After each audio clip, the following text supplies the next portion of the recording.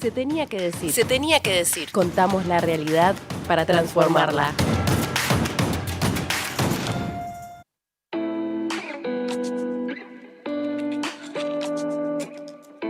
Bueno, lo anticipábamos hoy, vamos a hablar un poco de la nueva normalidad y la agenda de género en el Congreso Nacional, una agenda que había sido muy anunciada ya desde el comienzo o antes del comienzo del nuevo gobierno, de la asunción de Alberto Fernández, porque bueno, Alberto Fernández se pronunció en varias oportunidades en la campaña electoral a favor del derecho al aborto, a favor de los derechos de la diversidad y conquistó con eso un apoyo muy importante también, hay que decirlo, de sectores del feminismo que además se incorporaron a la gestión del gobierno.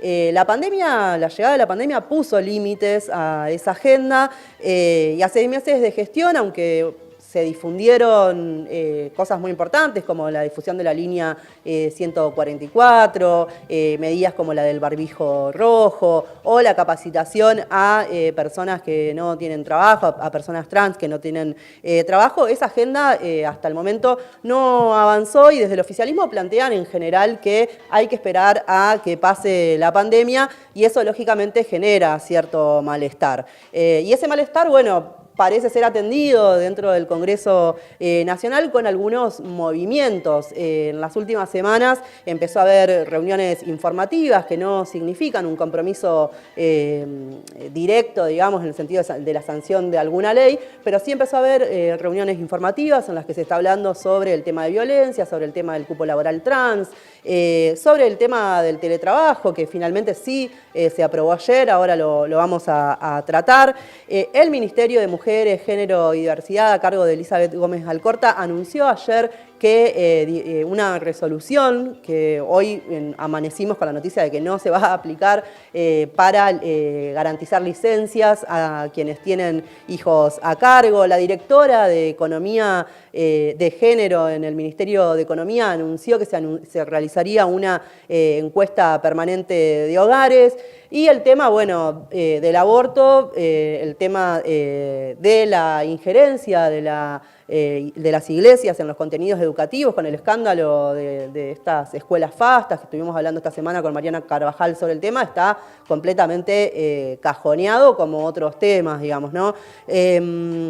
Uno de ellos, por supuesto, es el ingreso de mucha gente al IFE, mucha gente que quedó afuera y que hoy está trayendo consecuencias brutales sobre muchas trabajadoras. Tenemos que decir, ayer falleció Rocío Choque, una joven mamá inmigrante que no pudo acceder por no tener papeles a ese ingreso. Pero vamos punto por punto para ver lo fundamental. Empecemos por el tema del teletrabajo, o mejor dicho, el trabajo remoto que se aprobó ayer, tuvo media sanción, digamos, ayer en la Cámara de Diputados, una modalidad que avanza a paso firme en Argentina y en todo el mundo, de la mano de la pandemia y de la mano de la economía de plataforma, del capitalismo de plataforma, digamos, ¿no?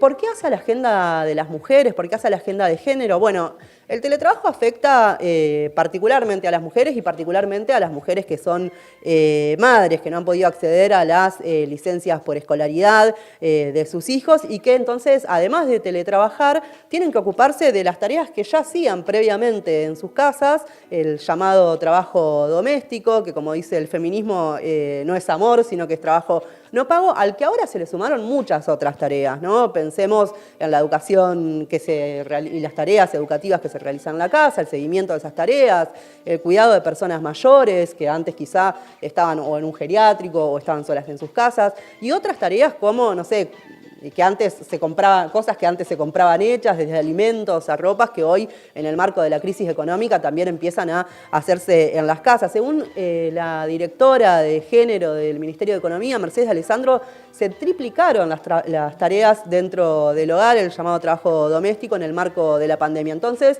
estamos hablando de una modalidad de trabajo, el teletrabajo, que está dando ya lugar a nuevos padecimientos, además, padecimientos físicos, padecimientos psíquicos, trastornos del sueño, porque además es algo completamente difuso el teletrabajo, digamos, no hay límites de nada. Aunque la regulación de la actividad es muy necesaria, sobre todo en este marco en el que ya se impuso el teletrabajo, hubo críticas de varios lados, el equipo latinoamericano de género hizo varias críticas y al Frente de Izquierda también los diputados Nicolás del Caño y Romina del Pla presentaron un proyecto propio y un dictamen en el que hicieron una serie de propuestas y ayer, bueno, en el recinto, Nicolás del Caño se refirió a estos límites que tiene el nuevo proyecto de la media sanción de esta ley. Escuchémoslo. Los servicios como luz, gas, que tampoco está explicitado cómo se va a hacer ese pago, ni hablar de que las casas de muchos trabajadores y trabajadoras no estuvieron pensados como una oficina, ¿no? Entonces tampoco hay un plus allí que se pague a los trabajadores de alquiler. Bueno, hay muchos elementos que no están planteados, que sí los plantea el proyecto que elaboramos, que planteamos con mi compañera Romina del Pla, que escuché decir a algunos representantes patronales que era demasiado exigente. Y sí, entendieron bien la idea porque justamente nosotros creemos que no se puede dejar ni un milímetro, no se puede retroceder un milímetro en los derechos de los trabajadores. Entonces el artículo 19, presidente, lo que plantea es muy grave, porque dice que esto va a recién empezar a regir 90 días después de terminado el aislamiento. Es decir, que todo lo que se dijo acá en la comisión de que en realidad estaban apurados para legislar y beneficiar a trabajadoras, a trabajadores, es falso. Es falso, porque las patronales vinieron y dijeron, no, esto no se puede aplicar en la pandemia, que es donde se están dando los abusos hoy por la generalización del teletrabajo, y eso no va a estar, sí, ya terminó, presidente, y eso no va a estar incluido. Entonces, creo que eso nosotros planteamos que se elimine directamente el artículo 19 y que empiece a regir inmediatamente. Bueno, la exigencia de que empiece a regir inmediatamente porque estamos hablando de una nueva flexibilización laboral impuesta en el marco de la pandemia, que significa una pérdida de derechos individuales y de derechos colectivos, la posibilidad de hacer asambleas, la posibilidad de hacer huelgas.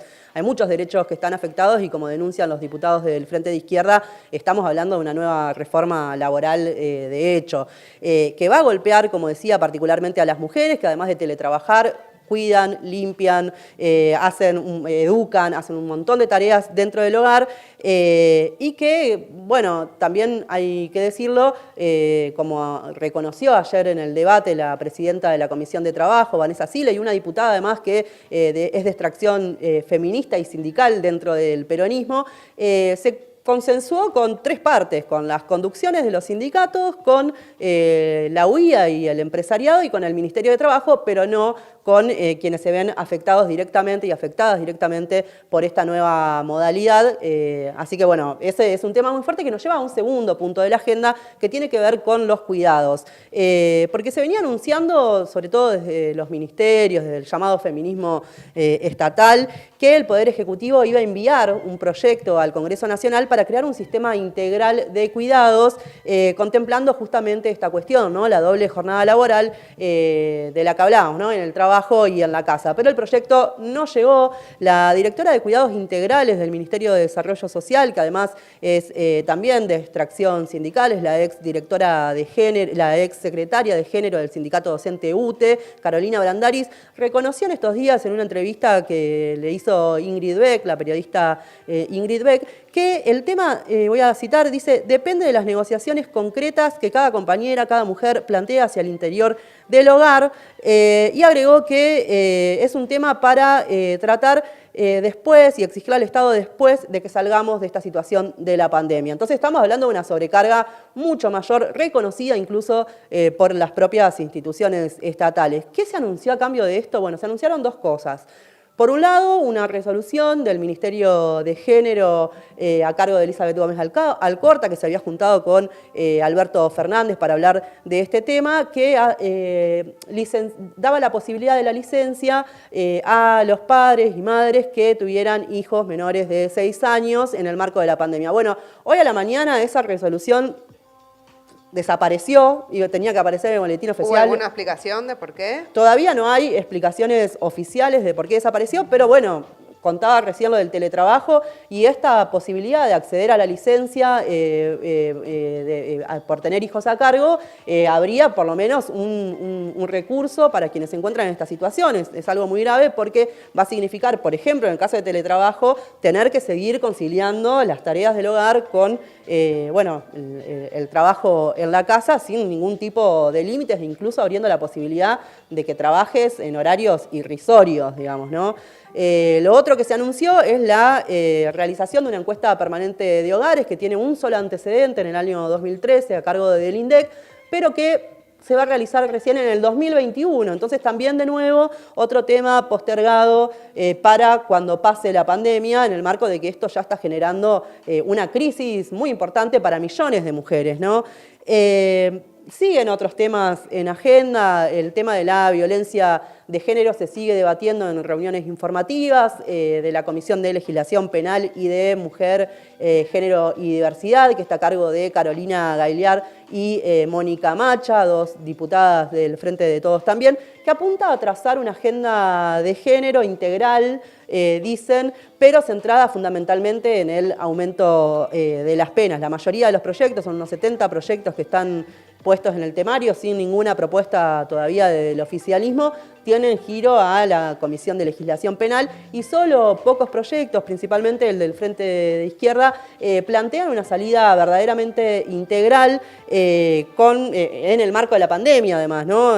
Plantea el acceso a los refugios, a las viviendas, a las licencias laborales, a los equipos interdisciplinarios, a un salario de emergencia en base al impuesto, al retrasado debate sobre el impuesto a las grandes fortunas, del que también presentaron proyectos del Frente de Izquierda. Todo indica, sin embargo, que desde el oficialismo se encaminan, como decía, al debate penal, que en sí mismo no resuelve el problema estructural de la violencia. Escuchemos lo que decía al respecto en esta comisión Nicolás del Caño.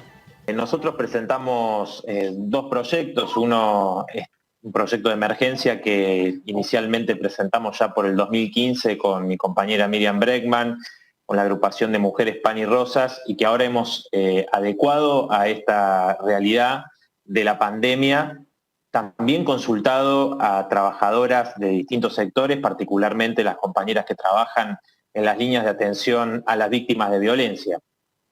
Quiero decir que este proyecto nos parece muy importante en su tratamiento inmediato, porque en el marco del aislamiento obligatorio, la violencia hacia las mujeres se ha incrementado y, como sostuvo la propia ministra Elizabeth Gómez Alcorta, todos los delitos bajaron, menos los femicidios, y es urgente tratar este tema, ¿no? Porque si no, muchos se han sacado fotos en estas movilizaciones, pero realmente a la hora de la voluntad política para discutir en el Congreso no se toma ninguna medida, y hemos pasado ya 90 días del aislamiento, y realmente es elocuente que no se haya votado aún en esta Cámara una ley que dé respuesta a esta situación. Eso me parece que es realmente muy grave, y por supuesto que consideramos importante que haya líneas de atención que orienten a las víctimas en cómo proceder ante una situación de violencia, pero con las medidas que ha tomado hasta ahora el Gobierno Nacional, el Ministerio de las Mujeres, Géneros y Diversidad, realmente no alcanza.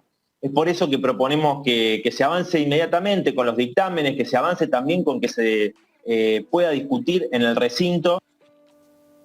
Bueno, ese era Nicolás del Caño en el debate de violencia. Se viene otro tema ahora, empezó esta semana a tratarse también en sesiones, en reuniones informativas con especialistas, funcionarios, pero sin un proyecto en discusión en particular, el tema del cupo laboral trans, que también es una demanda muy sentida. Bueno, la semana que viene va a haber una nueva reunión. Se puede ver también, como todas las reuniones, se pueden ver online. Hay varios proyectos también en danza. Hay un proyecto del Frente de Izquierda que, a diferencia del oficialismo o de la oposición mayoritaria, plantea un plan de inserción laboral en planta permanente en el Estado, basado en la idoneidad para el cargo, porque acá hay muchos límites que se ponen también en base a la trayectoria educativa o los antecedentes penales, que es algo que pone muchos límites para el acceso al trabajo de las personas trans que son permanentemente criminalizadas, ¿no? La semana que viene vamos a estar profundizando sobre esto porque es la Semana del Orgullo y además porque, bueno, nuestro compañero Tom Máscolo va a estar exponiendo en esas sesiones informativas. Último punto, el derecho al aborto. Dos novedades que hubo en la semana que termina. Alberto Fernández nuevamente diciendo que va a postergar el debate y la presentación de su proyecto hasta que resolvamos el debate sobre la pandemia, decía, de nuevo otro tema postergado, y en la legislatura porteña que avanzan las reuniones para exigir que se aplique el protocolo ILE de 2020, porque bueno, es un protocolo añejo y muy restrictivo el que rige en la ciudad de Buenos Aires. Conclusión, la realidad cotidiana de la mayoría de las mujeres todavía está muy, muy lejos de la agenda de género que está en debate. El gesto de crear ministerios de mujeres, secretarías y demás, habla de la importancia de los reclamos del movimiento de mujeres, pero también habla de cuáles son los límites que se quieren imponer y contener desde el propio gobierno nacional. Mientras tanto, las cuestiones estructurales, e insisto, el problema de la pandemia y las cuestiones estructurales previas, la pobreza, el acceso al trabajo, siguen golpeando a millones de mujeres, lo venimos reflejando acá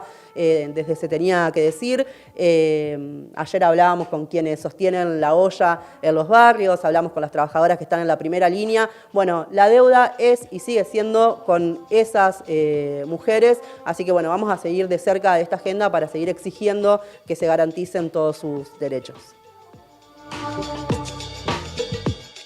La Izquierda Diario ahora también es radio y TV. Desde el 26 de mayo, La Izquierda Diario Multimedia. Información, ideas, cultura.